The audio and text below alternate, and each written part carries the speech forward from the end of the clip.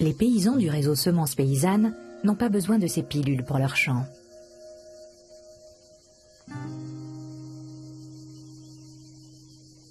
Pascal Pot est agriculteur dans les environs de Montpellier. Sa famille travaille depuis longtemps avec Bob Braque de la Perrière.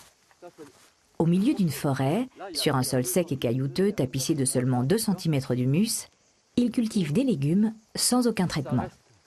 Au début de l'aventure, il y a 13 ans, tous étaient sceptiques. Ces champs n'avaient jamais vu la moindre goutte d'eau. 3 années durant, les plantes ont dû s'acclimater à ces conditions difficiles. Et aujourd'hui, elles prospèrent. Les plantes sauvages, qu'on appelle souvent des mauvaises herbes, mais qui étaient des légumes au Moyen-Âge, elles sont tellement résistantes qu'on n'arrive même pas à s'en débarrasser. Donc je me suis dit, il n'y a qu'à faire la même chose avec les plantes cultivées. J'arrête de faire aucun traitement, je ne fais plus aucun traitement, et elles apprendront par elles-mêmes à résister aux maladies.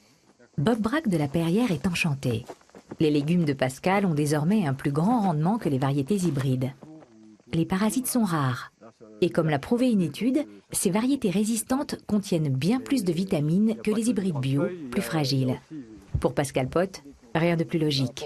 Les vitamines renforcent les défenses immunitaires. Je leur apprends à apprendre des nouvelles choses, de résister à des maladies, de pousser sans eau, ou le contraire, de pousser avec des excès d'eau. Voilà. Donc elles peuvent apprendre ça et le transmettre à leurs descendants et ça donne des possibilités en plus.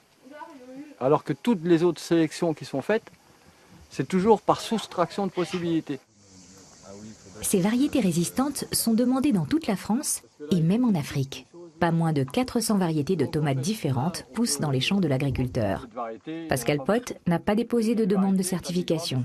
Celle-ci reviendrait trop chère et n'aurait aucune chance d'aboutir. En revanche, il montre aux intéressés comment produire eux-mêmes des semences.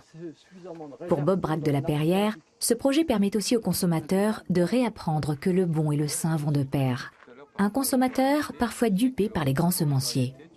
Pourtant, c'est tomate et tomate, mais derrière la tomate, il y a autre chose.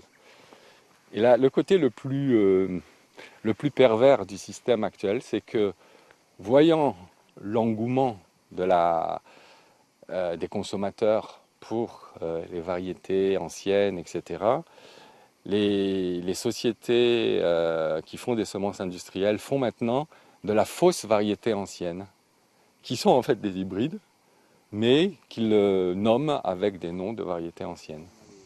Les variétés anciennes authentiques sont rares.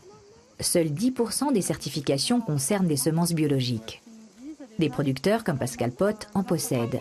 Mais la législation leur interdit de les transmettre, faisant ainsi le jeu des géants du secteur. Tous les semenciers, ou presque, ont été rachetés par des multinationales qui fabriquent des produits phytosanitaires et des engrais. Leur intérêt, d'ailleurs, c'est de faire en sorte de faire des plantes qui aient besoin de traitement pour pouvoir vendre leurs produits. Ces mêmes gens, d'ailleurs, ils ont aussi racheté presque toutes les industries pharmaceutiques. Comme ça, ils font des semences de plantes qui sont maladives. Ils vendent des produits de traitement pour les plantes.